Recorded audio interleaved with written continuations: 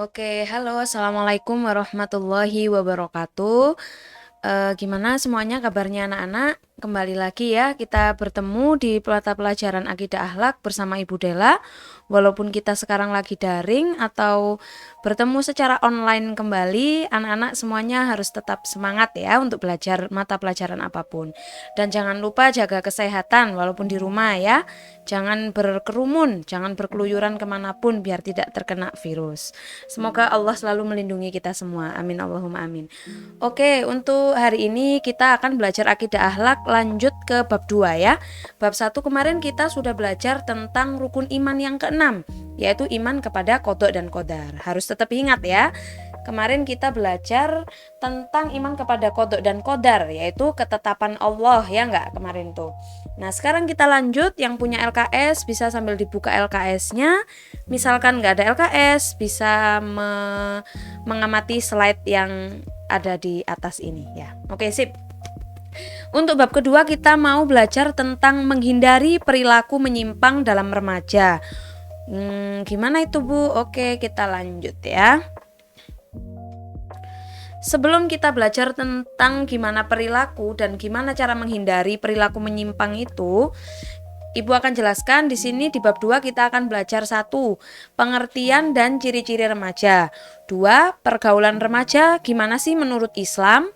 Terus yang ketiga, contoh-contoh perilaku menyimpang yang harus dihindari remaja. Yang keempat, dampak negatif perilaku menyimpang dalam pergaulan remaja. Dan yang terakhir, hikmah akhlak terpuji dalam pergaulan remaja.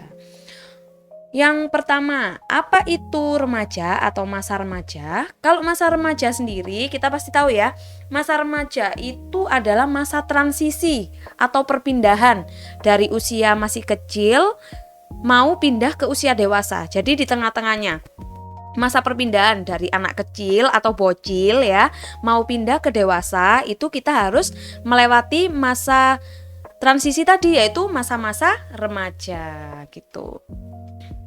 Nah, terus apa Bu remaja itu? Nah, ini salah satu pendapat dari seorang psikolog asal Perancis. Dijelaskan kemampuan remaja itu adalah memiliki kemampuan untuk mengerti hal-hal abstrak baru sempurna ketika seseorang berumur lebih kurang 12 tahun. Kesanggupan untuk mengambil kesimpulan abstrak dari fakta yang ada itu kira-kira mulai umur 14 tahun. Nah, karena itu pada usia 14 tahun ke atas, remaja sering menolak hal yang menurutnya kurang masuk akal. Gitu. Lanjut. Nah, terus gimana sih Bu ciri-cirinya seorang remaja? Tadi udah sedikit disinggung menurut psikolog tadi.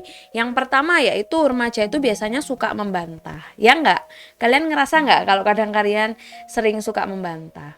Nah, terus yang kedua suka berangan-angan, bukan halu ya. Halu ya, hampir sama kayak halu. Ya, pokoknya sukanya berangan-angan. Terus yang ketiga, merasa dirinya benar. Keempat, rasa ingin taunya besar atau kepo. Ya enggak? Pasti semuanya sering kepo. Yang kelima, suka cari perhatian. Yang keenam, masa mencari jati diri. Yang ketujuh, sulit diatur. Pasti ya kayaknya. Ngerasa nggak? Terus yang kedelapan, kritis ya. Yang kesembilan, semangat. Dan yang terakhir, kepribadiannya unik. Ada aja yang dibuat. Nah, itu ciri-ciri remaja. Maksudnya kritis itu kritis itu biasanya suka ngeritik ya. Jadi apa yang gak cocok sama hatinya itu biasanya remaja itu langsung, masa sih, langsung berani kayak berpendapat, kritis. Nah, itu tanda-tanda kritis ya, berani menolak, berani berkomentar. Nah, itu berarti tanda-tanda kalau kalian kritis. Dan kritis itu salah satu ciri-ciri dari remaja. Lanjut. Nah, kok dari tadi kayaknya remaja itu ciri-cirinya negatif semua ya? Masa nggak ada positifnya? Pasti ada positifnya ya. Nggak semuanya remaja itu negatif. Nah, tidak selalu seperti itu. Walaupun remaja tidak dituntut sebagaimana orang dewasa, tetapi kehadiran remaja di tengah-tengah masyarakat juga penting loh. Merasa nggak kalau kalian penting? Nah, gimana sih biar kita tuh penting gitu loh di era masyarakat atau di tengah-tengah masyarakat? Jadi kalian bisa mengikuti kayak contohnya remaja masjid. Nah, ini kan salah satu organisasi yang bisa kalian ikuti sebagai remaja. terus ada Karang Taruna atau pecinta alam kayak gitu. Ini ada Rumah Zakat. Itu juga Rumah Zakat itu kan salah satu organisasi eksternal ya yang bisa diikutin. Mungkin kalau internal kalian bisa ikut IPM. Nah, kayak kesibukan organisasi itu punya peran penting juga loh di masyarakat, apalagi kalau eksternal. Kayak salah satu contoh ya, ini Karang Taruna di Desa Kota Batu. Ini remaja-remaja desa di Kota Batu itu ini memanfaatkan satu lahan. Kalau kalian pernah ke Batu itu namanya ada kafe sawah. Nah, itu dikelola sama anak-anak Karang Taruna loh. Jadi para remaja desa itu mengelola satu wisata. Jadi keuangannya apanya dijaga, pintu depannya, karcis itu semua sama anak-anak Karang Taruna. Nah, kalau kalian mau jadi remaja yang nggak cuman nakal ya atau berperilaku menyimpang tadi, lebih baik kalian mengikuti organisasi kayak contohnya ini tadi. Nah, tapi kalau remaja yang baik nggak nomor satu ya organisasi, pasti yang nomor satu yaitu sekolah belajar. Walaupun ikut organisasi tapi pelajaran sekolah tetap nomor satu. Itu. Oke, lanjut. Nah, terus Bu, gimana pergaulan remaja dalam Islam? Sorry. Kita ketahui kan zaman sudah semakin maju ya. Remaja zaman dulu sama zaman sekarang pasti beda banget kenakalannya. Apalagi sekarang itu kenal dunia media sosial. Kalau dulu kan nggak ada. Pasti kenakalannya beda ya sama zaman ibu bapak kita dulu. Nah, tapi gimana sih Islam, Bu? Adabnya dalam Islam biar kita jadi remaja yang baik, remaja yang sesuai adab pergaulan Islam. Satu ya, orang Islam atau remaja dalam Islam harus menjaga sopan santun. Gimana sopan santun? Satu ya, sering saya ingatkan. Kalau biasanya di sekolah, kemarin tuh sempet waktu luring, itu di sekolah berpapasan sama guru masih banyak loh yang nggak ngucap salam sama guru. Nah itu nanti kalau sudah luring ketemu di sekolah, jangan lupa kalau ketemu orang yang lebih dewasa, ketemu temen apa wajib menyapa ya. Apalagi ke guru ya, setidaknya permisi lah kalau lewat depannya gitu. Itu salah satu menjaga kesopanan ya. Yang kedua, mengerti dan memahami. Gimana maksudnya mengerti dan memahami? Yang punya LKS bisa dibuka halaman 20. Sikap mengerti dan memahami itu perlu dibiasakan dalam pergaulan remaja. Remaja yang mau mengerti dan memahami teman sesama remaja itu pasti biasanya memiliki persahabatan yang lebih lama. Maksudnya itu pengertian gitu loh, paham sama teman. Wah, temanku kayaknya butuh bantuan nih, kayak ada kepekaan ya sesama teman. Itu ada pergaulan remaja dalam Islam. Yang ketiga, mengajak ke arah kebaikan. Nah, pasti ya. Yang keempat, lapang dada dan suka membantu. Lihat temannya susah, otomatis pasti harus membantu ya. Kalau adab remaja, adab berteman dalam Islam, nggak boleh dibiarin temannya yang lagi kesusahan. Nah, untuk yang kelima, berlaku jujur dan adil. Kalau jujur itu pasti ya, karena jujur itu di atas segala-galanya. Jangan sampai pernah berbohong. Bukan hanya remaja, tapi semua umat Islam harus jujur dan adil.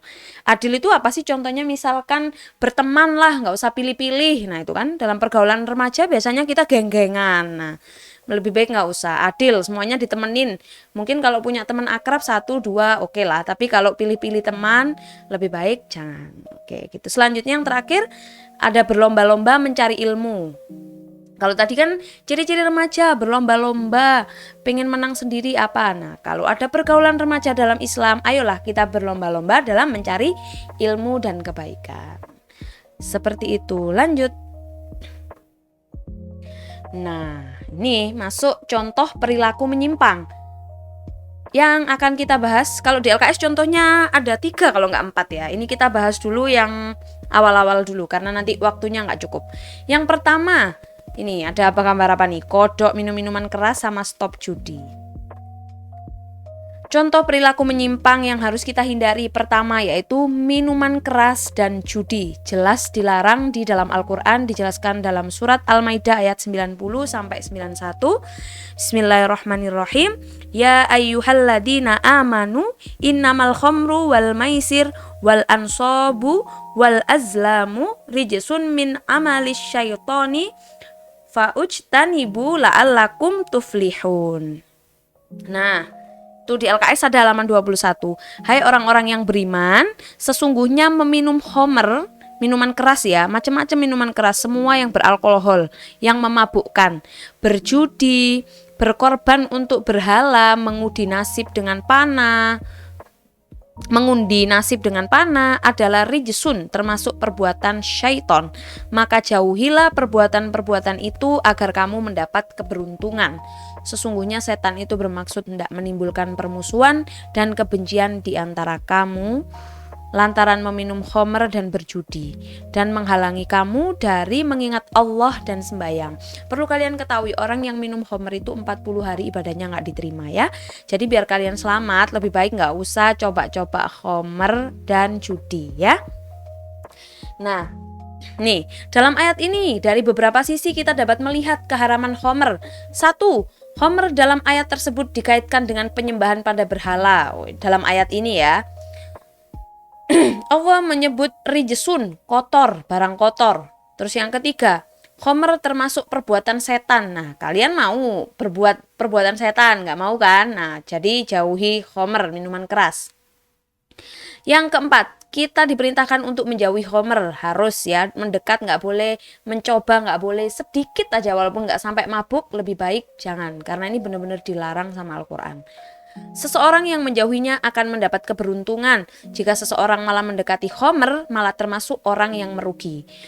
Khamr dapat menimbulkan permusuhan dan kebencian, ya kan? Biasanya orang mabuk kan hilang kesadaran sampai berani berbuat yang tidak masuk akal kayak gitu. Jadi intinya di sini khamr itu hukumnya haram, dan khamr, minum-minuman keras, judi termasuk perilaku menyimpang dalam remaja yang sebaiknya dijauhi. Lanjut, pergaulan bebas antara lawan jenis. Ini contoh kedua ya dari pergaulan dalam remaja yang menyimpang. Pacaran. Nah, pacaran ini sebagian besar pasti banyak yang pacaran ini ya kan, apalagi kelas 9. Nah, sebenarnya pacaran itu termasuk pergaulan menyimpang gak sih Bu? Iya, stop pacaran. Nih ada kata-kata quotes ya buat kalian.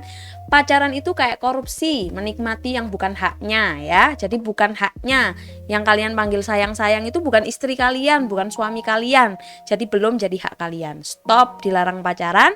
Dilarang pacaran sebelum menikah, apalagi masih SMP. Stop ya. Nah, pacaran itu dilarang gak sih Bu? Dalam Al-Quran dilarang. Ini ya. Wala taqrabuz zina, jangan kamu dekati zina. Mendekat aja nggak boleh, apalagi melakukan. Jadi berteman aja lah ya, nggak usah kita pacaran. Putuskan pacarnya sekarang. Nah, ini ada salah satu hadis riwayat Ahmad. Barang siapa beriman kepada Allah, apa nih? Dan hari akhir,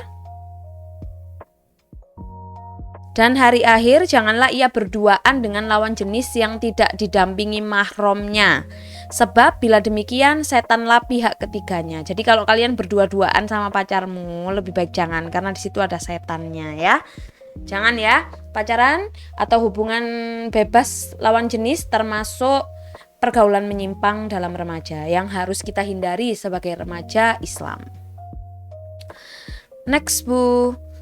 Ternyata cukup sekian. Selanjutnya nanti kita bahas lagi tentang larangan tawuran dalam Islam. Kan tadi ada 3 contoh yang akan kita bahas.